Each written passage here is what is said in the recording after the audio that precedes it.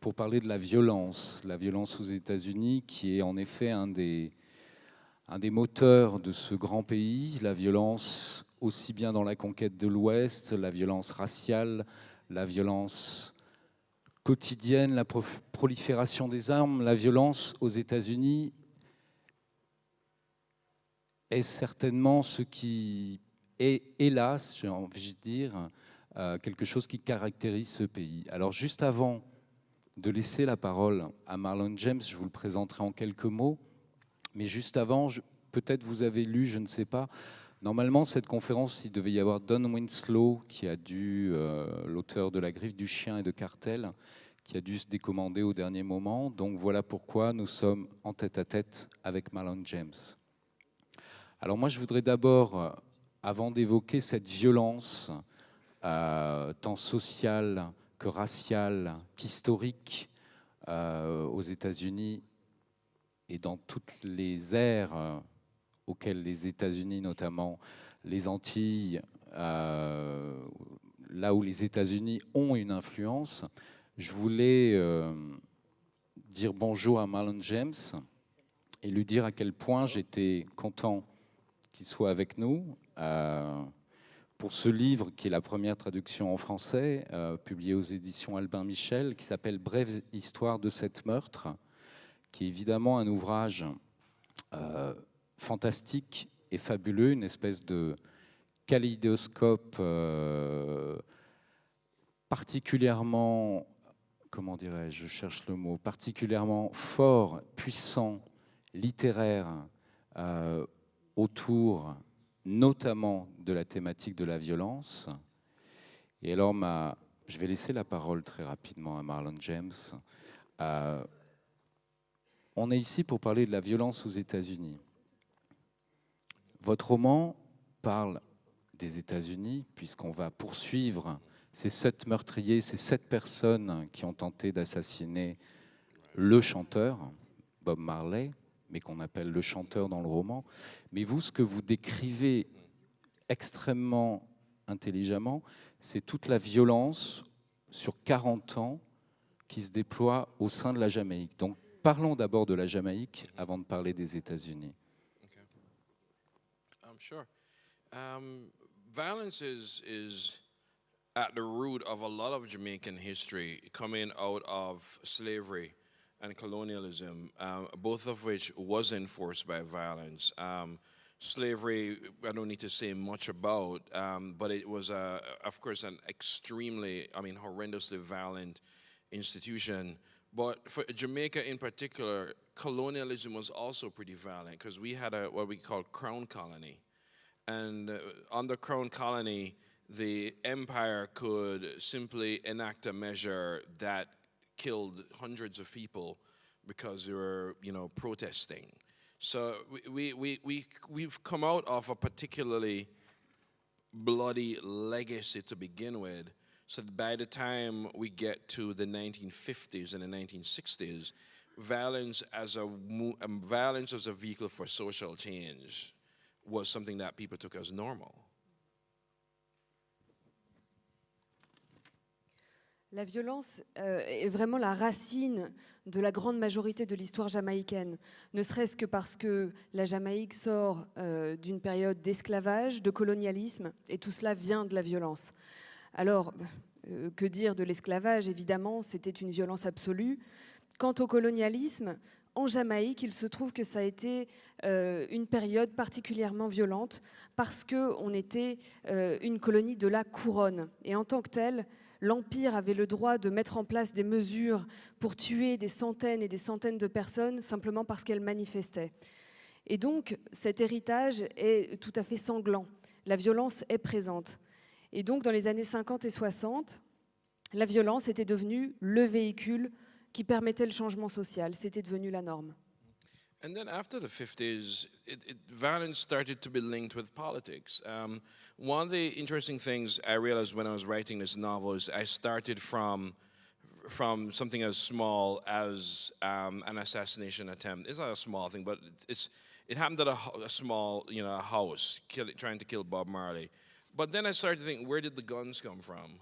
Because these people could never afford guns. And once you start to figure out where the guns come from, then violence enters politics. And then you think about, well, where did these politicians get the guns from? And then suddenly we're talking about the CIA. And what starts out as a gun battle in, say, a Jamaican ghetto, the more you unfold it, suddenly we're in the middle of the Cold War. So you can't separate the sort of small act of violence in this area from the position of American and international Cold War politics, and then it becomes a problem because we have a new legacy, and where violence and politics and diplomacy become linked. Et après les années 50, la violence est devenue totalement liée à la politique. Lorsque j'ai commencé à écrire ce roman, je parlais de quelque chose de tout à fait banal, si j'ose dire, une tentative d'assassinat. Alors, bien évidemment, ce n'est pas banal, mais c'était quelque chose d'assez commun. Donc ça commençait avec la tentative d'assassinat de Bob Marley dans sa maison. Mais dès que j'ai commencé à parler de ça, j'ai dû me poser toutes sortes de questions. D'où venaient ces armes, étant donné que les gens qui ont tenté d'assassiner Bob Marley n'avaient pas d'argent. Et dès que j'ai commencé à essayer de répondre à cette question, je me suis rendu compte que la violence était forcément liée à la politique, puisque d'où venaient ces armes, comment les hommes politiques avaient-ils pu se les procurer, et avant même de m'en rendre compte, je commençais à parler de la CIA. Donc, ce qui commence finalement par une bataille de gangs avec des armes, finit par être directement lié à la guerre froide. Donc ce petit acte violent isolé devient finalement directement lié aux États-Unis et à la politique internationale. Et tout d'un coup, on se retrouve avec un héritage nouveau où la diplomatie, la politique et la violence sont liées. And because Don isn't here, but I've read Don's books, and one of the things that we have in common is, and even though my book is set mostly in the 70s and his is set in the 90s, is that he's looking at Mexico, I'm looking at Jamaica, and that moment where violence and politics links with drugs. And for us, it was the 70s and 80s where we had what they called the Jamaican posses, and they were really, really violent enforcers in Miami, in Washington, D.C., in New York. And in Don's last book, Don's book, The Cartel, we see the same thing where this new generation of drug dealer, one, they're trying to control the trafficking from Mexico to the States, but they're also doing it through putting politicians in their pockets. So that link, that sort of evil triad pops up again. Et bon, Don ne peut pas être ici aujourd'hui, mais j'ai lu ses romans et il y a vraiment quelque chose qu'on a en commun. Donc certes, moi, mon roman se situe dans les années 70, le sien dans les années 90. Moi, je parle de la Jamaïque, lui du Mexique. Mais dans les deux cas, on parle du fait que la violence et la politique sont très étroitement liées à la drogue et au problème de la drogue. Donc pour nous, les Jamaïcains, on avait ce problème de gangs qui se déplaçaient vers les États-Unis, donc sur Miami, sur Washington, sur New York. Et Don, lui aussi, parle du problème des dealers qui tentent de contrôler le trafic et le passage de la drogue du Mexique jusqu'aux États-Unis et de comment faire pour se mettre les hommes politiques dans la poche. Donc cette triade ressort des deux, enfin chez moi et chez lui. Alors justement, je vais rebondir là-dessus parce que vous... Au sein de votre roman, vous montrez très bien l'influence, l'ingérence des États-Unis en Jamaïque notamment. Et c'est à la fois politique, mais comme vous venez de le dire, c'est aussi tous les réseaux, qu'ils soient officiels, officieux, les réseaux de drogue, les réseaux mafieux, etc. Est-ce qu'on pourrait dire que quelque part l'Amérique alimente cette violence chez ses voisins ? Well, that's tricky when you're talking about drugs, because it's Colombia that was feeding. It was Colombia. It was later on Mexico. The way in which the U.S. and I think it's important to distinguish U.S. foreign policy from the U.S. One of the things that the U.S. did in the 60s and 70s where if you were aligned with their global politics, they didn't care what you did on your own time. So while I am busy exterminating an entire village, as long as I'm getting rid of the communists, they didn't care.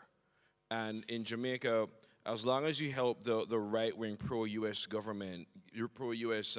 Jamaican politicians to get into power, they didn't care what you did on your own time, which would have been work with the Colombians to get drugs into Miami and New York.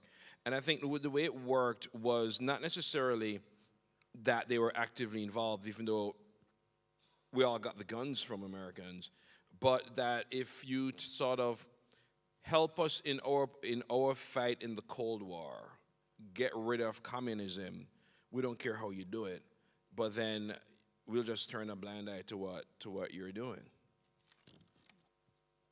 Alors, bon, quand on parle de drogue, c'est toujours difficile de dire qui a commencé. Au départ, c'est la Colombie qui alimente, puis le Mexique. Et il faut bien faire la distinction entre les États-Unis et la politique étrangère des États-Unis. Donc, dans les années 60 et 70, ce qui s'est passé aux États-Unis, c'est que tant que vous étiez aligné avec la politique internationale des États-Unis, alors ce que vous faisiez par ailleurs, ils s'en fichaient, mais complètement. Donc, si vous décidiez d'exterminer un village tout entier, mais que vous les aidiez à combattre les communistes, pas de problème. Tant que vous étiez pour le parti de droite en Jamaïque, on se fichait pas mal que vous aidiez la Colombie à faire passer de la drogue à Miami ou à New York. Donc ils n'étaient pas impliqués directement, même si c'est d'eux qu'on a eu nos armes. Mais si on les aidait dans le conflit de la guerre froide, si on les aidait contre le communisme, alors ils fermaient les yeux sur tout le reste. Alors, en tout début, vous avez évoqué justement l'esclavage. Et notamment, alors, brève histoire de cette meurtre, c'est le 3e roman de Marlon James. Les 2 autres seront traduits, je pense, bientôt aux éditions Albin Michel d'ailleurs. Votre 2e roman, si ma mémoire est bonne, justement évoquait en particulier un épisode, une rébellion d'esclaves. Est-ce que vous pouvez nous parler un petit peu de ce livre et les raisons de... Pareil, comment vous avez découvert cette rébellion? Comment... Well, it's a novel. It's still fictional. That event didn't actually happen. In the novel, a group of slave women band together to launch an all-female rebellion. And they do it in secret. And there's a slave, her name is Lilith, and this male slave shows up once trying to rape her, and he ends up dead. So they figured, oh, if you can do that, we want you to join us. And she joins this all-female group of slaves plotting this rebellion, but she ends up having really, really complicated feelings about it. It wasn't really based on an actual thing. To me, sometimes when I write, I don't necessarily write based on an actual event. I write based on something that could have happened. Alors en fait, c'est un événement fictif qui n'a pas eu lieu, cette rébellion. Et en fait, donc ce roman parle d'un groupe de femmes esclaves qui fomentent une rébellion. Donc c'est totalement secret, personne ne sait que c'est en train de se préparer. Et un des personnages, Lilith, donc personnage central, à un moment, un homme esclave tente de la violer. Et cet homme est tué. Quand les autres femmes se rendent compte de ce qui s'est passé, elles se disent bah, « Dis donc, tu as réussi à faire ça, il faut absolument que tu rejoignes notre groupe ». Ce que Lilith fait. Et puis au final, elle commence à avoir des sentiments très mixtes par rapport à cette potentielle rébellion. Tout ça pour dire qu'en fait, quand j'écris, je n'écris pas nécessairement à partir de faits réels, je parle de faits qui auraient pu se produire.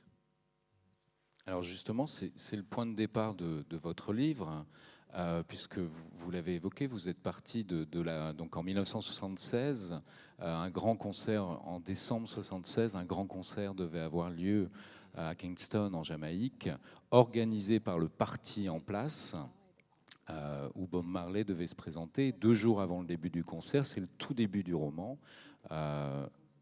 Une tentative, 7 mercenaires, quelque part, vont tenter d'assassiner le chanteur. Il sera blessé au bras et il fera le concert, mais juste après, il s'exilera en Angleterre. Donc, vous partez en effet un petit peu comme ce que vous venez d'évoquer sur l'histoire de Lilith, cette esclave. Vous parlez d'un petit détail et à partir de là, vous commencez à faire des cercles et à partir de plus en plus loin, puisqu'en fait, votre roman quand même se déroule sur quasiment 40 années. Donc, est-ce que vous pouvez un peu nous expliquer plus en profondeur comment vous avez justement dessiné ces cercles et comment surtout, c'est ce qui est formidable dans votre roman, on retombe, on revient au point central. Well, first, it was actually 8 killers who tried to kill him. The killer number 8 went and begged for forgiveness, and Marley forgave him, and he actually became a part of Marley's touring entourage. So killer number 8 went and begged for forgiveness. How it ended up, I'm trying to think of, should we... Alors en réalité, au départ, c'était 8 tueurs. Mais le 8e a demandé pardon, Bob Marley l'a pardonné, et cet homme ensuite a commencé à faire partie de l'équipe de tournée de Bob Marley. Yeah, the whole writing of this book was crazy. In the English version of it, the very first paragraph that I ever wrote is now on page 458. So it's which should give you an idea of the crazy genesis of this. I started out trying to write my shortest novel. I was reading a lot of crime fiction. I was reading a lot of crime fiction, including a lot of French crime fiction, Jean-Claude Izzo and Jean-Patrick Monchette. And I wanted to write something that quick and brief and brutal. And I kept running into dead ends trying to write this novel with this one voice. Because that's how I wrote my previous novel. And it wasn't until I had dinner with a friend of mine and I said to her, I don't know whose story this is. And she said, why do you think it's one person's story? And that made me realize for the first time that all these different characters, all these different voices who I thought were several different novels and stories was actually one novel. The Marley part actually almost happened by coincidence. The one thing I realized these characters all kind of had in common was Marley. So it's not like I started with this idea and it branched out. I started with the branches and realized, oh, this is a tree. And then I went on writing the rest of it. En fait, le processus d'écriture pour ce roman a été vraiment complètement fou. Pour vous dire, dans la version anglaise, le premier paragraphe que j'ai écrit pour ce bouquin se situe page 458. Donc, ça vous dit quelque chose de la folie de la genèse de ce bouquin. En fait, au départ, mon intention était d'écrire mon roman le plus court. Vous voyez ce que ça a donné au final. Alors à l'époque, je lisais beaucoup de polars, beaucoup de fiction, notamment Jean-Claude Izzo, Jean-Patrick Manchette. Enfin, je voulais écrire quelque chose de très bref, de très brutal. Et je n'arrêtais pas de commencer des romans avec une voix, un personnage, et bon, j'arrivais à rien. Et en fait, si j'écrivais comme ça, c'est parce que mes romans précédents étaient à chaque fois un personnage, une voix. Et ce n'est que lors d'un dîner que j'ai passé avec une amie, où je lui disais, j'arrive pas à déterminer l'identité de la personne dont j'écris l'histoire. Et c'est elle qui m'a dit, mais pourquoi est-ce qu'il faudrait que ce soit l'histoire d'un seul personnage? Et c'est à ce moment-là que je me suis rendu compte que tous ces personnages que j'avais commencé à écrire, toutes ces voix, moi je pensais que c'était à chaque fois un roman différent, mais finalement, toutes ces voix faisaient partie d'un même roman. Et quant à Bob Marley, il est rentré dans cette histoire presque par coïncidence lorsque je me suis rendu compte que tous ces personnages avaient une personne en commun, Bob Marley. Mais en fait, je n'ai pas commencé l'histoire avec le point central en trouvant ensuite les ramifications. J'ai d'abord trouvé les branches et ensuite j'ai trouvé l'arbre. And as a reader, one of the things I've always been fascinated when I read a good novel, I immediately start to think, okay, where were these characters a year before the novel happened? and where are they a year after? And then I thought, why not just write it? And that's why it ends up covering so many years. All this sort of afterlife of characters that I always wonder about when I read books. It's like, why not just write about the afterlife of these characters? Which is why it went all the way to 1991. Et en tant que lecteur, moi, ce qui me fascine dans les romans que je lis, c'est toujours cette idée de me demander, mais qu'est-ce que faisait ce personnage un an avant le roman ? Qu'est-ce qu'il a fait après le roman ? Et finalement, je me suis dit, mais pourquoi est-ce que je ne ferais pas ça ? Et c'est pour ça que ce roman parle de 40 années. Voilà, j'ai essayé finalement de raconter l'histoire d'avant, l'histoire d'après, et c'est pour ça que ce livre finalement se termine en 91. Alors c'est juste une petite aparté, c'est intéressant ce que vous dites parce que votre roman, je crois, est en cours d'adaptation par une adaptation pour une série télé. Et en général, c'est ce que disent aussi, ce que vous venez d'évoquer, c'est ce que disent les scénaristes, qu'un très bon scénario d'un film ou d'une série, c'est quand un personnage arrive et que instantanément, on peut imaginer son passé et imaginer son futur, même s'il fait juste une brève apparition. Est-ce que voilà, donc ça, je trouve ça intéressant et c'est rare que les écrivains fonctionnent comme ça. En tout cas, pour ce livre, semble-t-il, c'est le cas. Vous pouvez nous dire quelques mots sur cette adaptation ou on sort un peu du débat, mais c'est important, je pense. That might be because I'm so influenced by TV. You know, I grew up in the 70s, so I was pretty much raised by Sesame Street and MTV and soap operas. I'm supposed to be a respectable author. I love soap operas. I don't care. Dallas Dynasty, Days of Our Lives. I will watch them all day. But I, even outside of reading novels, the whole idea of telling stories in a sequence and going back and forth and continuing the story is something that I've always grown up with. I also grew up reading a lot of X-Men and Spider-Man and Batman and the continuing story. And even a lot of the Charles Dickens novels, I read the original way, which is the installment that came out that month, and then I read it like installment by installment instead of just a full book. En fait, si je pense mes personnages de cette façon, c'est peut-être parce que j'ai vraiment été biberonnée à la télé. Moi, je suis née j'ai grandi dans les années 70, donc je regardais toujours Sesame Street, MTV, j'adorais les soaps, donc je suis censée être un écrivain de renom respectable, mais j'assume. Donc Dallas, j'adorais. Days of Our Lives, alors je ne sais pas si c'est Amour, Gloire et Beauté, ou enfin bref, voilà, j'adorais. J'aimais cette idée d'aller dans le passé, dans l'avenir. Et puis l'autre chose, ce sont les comics.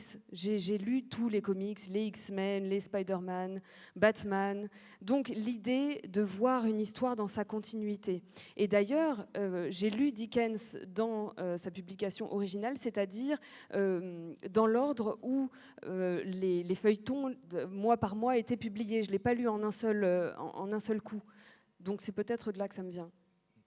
I also think I'm not really doing. I mean, I think everybody in the audience does this. Where whenever you come across a character that leaves a huge impression on you, you do go off after the movie's done or they read the book. Like, I wonder what they're doing now. You do wonder about the afterlife of a character that really meant something to you. I just always like, I wonder what's going on. Let's write this. So I'd sit I'd write. I remember one of the first things I used to do. There used to be a show on TV in the 70s, a version of The Incredible Hulk. And the thing I remember about The Incredible Hulk is every episode always ended sad. He always had to realize he's a monster. He's always going off into the sunset, and the saddest piano music comes on, and I'm almost crying. I'm like, I'm tired of this. So every episode, I'd get up and write a different ending, where I conquered the Hulk monster and I live forever with the love of my life, or something as terrible as that. And so I got used to being really interested in the afterlife of characters. Et je pense que tout le monde ici fait la même chose que moi, c'est-à-dire que lorsque vous ressortez d'un film ou que vous venez de finir un roman et qu'un personnage vous a laissé une impression très forte, eh ben pendant longtemps, vous allez vous demander mais qu'est-ce qu'il fait après ce personnage, qu'est-ce qu'il devient? Et moi, c'est exactement ce que j'ai fait. À chaque fois que je me posais la question, j'écrivais ce qui se passait.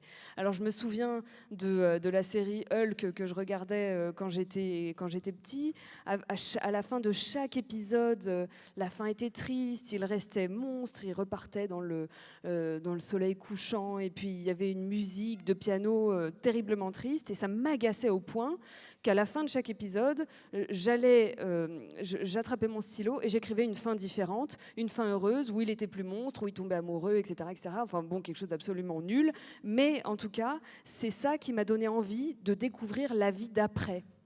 It's funny that the first thing I used to do is rewrite happy endings for characters because my books end very badly. Et c'est drôle que j'ai commencé ma carrière finalement à écrire des fins positives pour tous ces héros, parce que moi, mes romans, ils se terminent pas de façon positive. C'est justement ce que j'allais vous dire. Justement, c'est assez étrange. Parce que, en fait, vous êtes écrivain depuis votre enfance, à refaire un petit peu comme ça les fins. Et justement, en effet, vos romans, en tout cas celui-ci, et j'imagine aussi les autres que je n'ai pas encore lus, sont des romans où justement la violence est présente en permanence. Alors, vous êtes un grand lecteur visiblement. Vous avez cité des auteurs de romans policiers français. Vous avez lu Don Winslow, qui n'est pas là aujourd'hui. Mais vous êtes aussi, vous enseignez aussi. Est-ce que dans votre enseignement, pareil, vous avez tendance à vous diriger vers des textes qui évoquent le crime, la violence, qui finissent mal, ou au contraire, vous avez un champ beaucoup plus large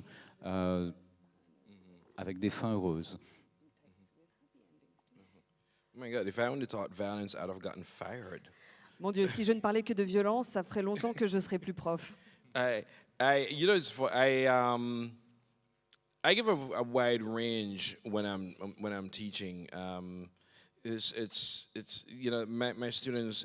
I think it's a very bad thing for me to just give one example of stuff to write about. I mean, they you know, I expose them to everything, including love, including you know, heartbreak, including just domestic situations. So it's not necessarily that the violence guy. Some other people think they always talking about how do you write women so well. I'm like, I'm not sure how to answer that question. But I will say this about the violence, because I actually don't think my books are that violent. I think the difference between the stuff I write and maybe, say, a detective TV show is that most of the violence that we see day to day and read about has no consequences. And I think that's different. I think somebody who just watched a movie where you know, the latest action movie star killed 50 people to get into the building and save the girl, none of us stop and go, that was 50 murders. And all of those people probably had a wife and a kid and a family, and it was just like, move on, let's know. The girl, you know, Jennifer Lawrence needs to be saved. So we moved to that. Whereas I think in my novel, it was very important that the acts of violence resonate, because violence is still an act of subtracting someone. And you can't just subtract a person. You're subtracting a father, you're subtracting a brother, a cousin, you know, a nephew, a best friend. And I think that's the reason why it has the impact that it does. Hopefully it has in my book, because those acts have a cost. Alors, bon, dans mon enseignement, évidemment, je présente des textes très variés. Je pense que je serais un piètre professeur si je ne donnais qu'un seul exemple de ce qui est écrit. Donc, je vais présenter des textes qui parlent d'amour, qui parlent de cœur brisé, qui vont parler de choses de la vie de tous les jours. Je ne parle certainement pas que de violence. De la même manière, moi, ça m'étonne toujours quand on me dit « Mais comment est-ce que vous faites pour écrire des personnages féminins aussi bien ?» Je ne sais pas. De la même manière, je ne suis pas sûre que mes livres soient si violents que ça. On dit souvent que ce qu'on peut lire ou voir à la télé de violent n'a pas de conséquences, mais je pense que ce n'est pas vrai du tout. Quand on regarde un film où on voit un acteur principal qui va tuer 50 personnes pour pouvoir rentrer dans un bâtiment pour pouvoir sauver la donzelle, on ne se rend pas compte que toutes ces personnes qui ont été tuées, ils avaient une femme, un enfant, une famille, mais tout le monde s'en fiche parce que, youpi, on a sauvé Jennifer Lawrence. Donc dans mes livres, si peut-être on dit que mes livres sont violents, c'est parce que ces actes violents ont une résonance, parce qu'ils ont un impact. Parce que lorsqu'on tue quelqu'un, on tue aussi les enfants, les parents, le frère, le cousin, le meilleur ami. Ça a un impact sur toutes ces personnes. Et justement, oui, c'est vrai que vos livres parlent de violence. Ils ne sont pas spécialement violents, mais vous avez une façon... Alors, j'ai une question, et hélas, le temps pressant sera probablement une des dernières questions. Vous avez grandi en Jamaïque, vous vivez aux États-Unis aujourd'hui.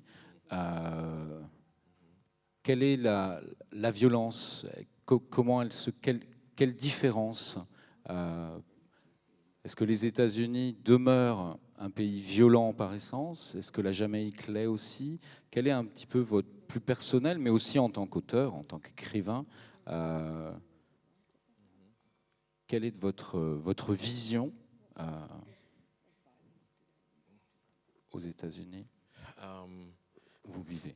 Funny, contrary to what you may see in the news, I actually think both countries are far less violent than they were 40 years ago. In Jamaica, for example, the idea of violence linked with politics just seems kind of ludicrous now. One, because our gunmen are far interested in far more lucrative things than dumb politicians. And I think it's maybe it's just gotten more organized, which may be why it is, but I think that it's different. But at the same time, there is a certain kind of lawlessness sometimes in Jamaica as well. The fear is it might not happen to me, I might not get robbed or killed or raped or so on, but it could happen. And I always gauge Jamaica by when it goes through those periods when people like, say, my mother or friends have that sort of uncertainty. And I think it's the uncertainty that's really scary. It's that I may be completely fine, or somebody might, rob me or so on in tomorrow. And I think that uncertainty is part of it. Alors, contrairement à ce qu'on pourrait voir aux nouvelles, moi, je pense personnellement que ces deux pays sont moins violents qu'il y a 40 ans. Pour prendre l'exemple de la Jamaïque, si on évoque l'idée que la violence et la politique sont liées, ça paraît absurde pour la plupart des gens. Peut-être que c'est lié en partie parce que les tueurs et les réseaux mafieux sont plus organisés, mais le fait est qu'il y a moins de violence. Ceci étant, ce qui reste, c'est l'incertitude. C'est-à-dire qu'il y a moins de risques d'être tué, d'être violé, mais ça reste toujours une possibilité. Je sais par exemple que ma mère, mes amis, ils ont toujours cette incertitude en eux. Il y a cette peur. On n'a pas été braqué aujourd'hui, mais on peut très bien l'être demain. In America, it's interesting. Coming from a so-called third world country, it's one of the things that I'm finding, and people like me are finding alarming, is how much state-sanctioned violence there is, particularly through the police, and that America has developed a weird kind of third world police, which horrifies people like me or my friends from Kenya or Nigeria, like this sort of unquestioned authority, straight up killing people. Is why Black Lives Matter happened. The whole idea that you're beyond the law that you're serving and protecting, and sort of killing people without worrying about any consequences, is something that we who migrated to America thought we ran away from. We thought we got away from that. So to run into that kind of of violence that's protected all the way up to the Supreme Court, that means it's state-sanctioned violence. You're no different from Argentina during the Dirty War. But I think something that I don't think Americans realize, because it's mostly a minority that's being victimized by it. And I think we are that way. We never pay attention to violence when it doesn't affect us. And that's a problem, because then when it finally comes to affect us, that means everybody else is going to ignore us. So it ends up endlessly repeating itself unless we stop it at some point. En fait, pour quelqu'un qui vient du tiers-monde, finalement, moi, ce que je remarque et ce qui m'angoisse par rapport aux États-Unis, c'est de voir que la violence est perpétrée par l'État et par la police. Et finalement, sans le vouloir peut-être, les États-Unis ont créé une police du tiers-monde. Et ça m'horripile, tout comme ça horripile des gens d'origine kenyane ou nigériane qui sont maintenant aux États-Unis, de voir cette autorité qui va tuer. C'est d'ailleurs pour ça que le mouvement Black Lives Matter est apparu. On peut tuer sans conséquence.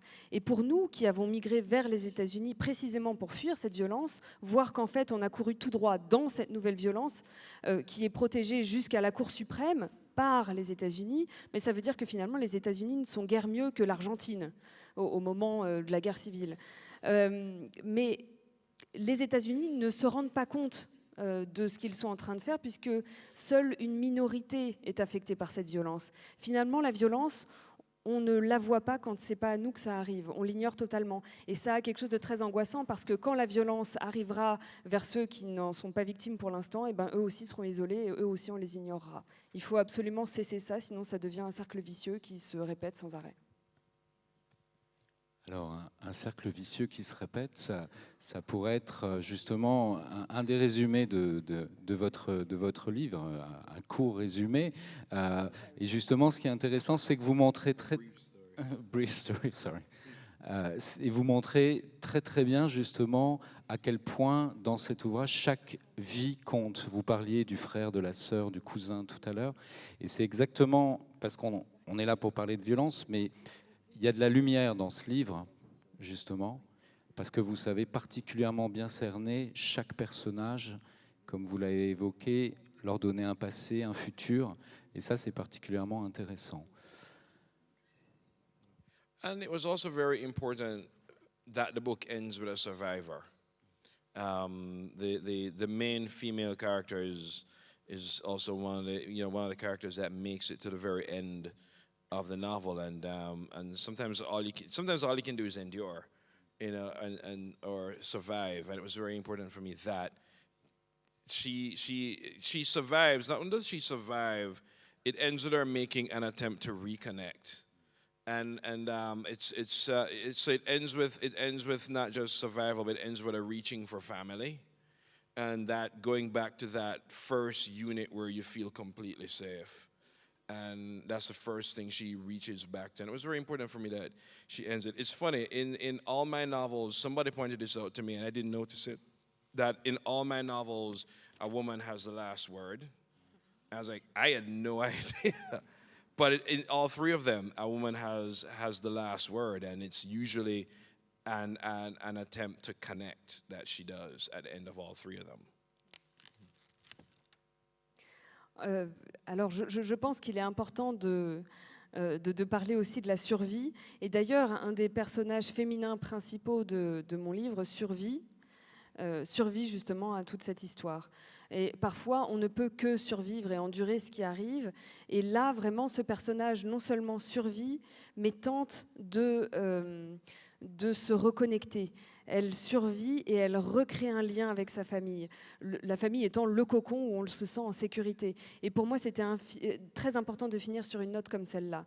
Et d'ailleurs, j'ai des amis qui m'ont dit quelque chose, j'en étais absolument pas conscient, mais dans tous mes romans, c'est une femme qui a le dernier mot. Je le savais absolument pas, je m'en étais pas rendu compte, mais c'est le cas.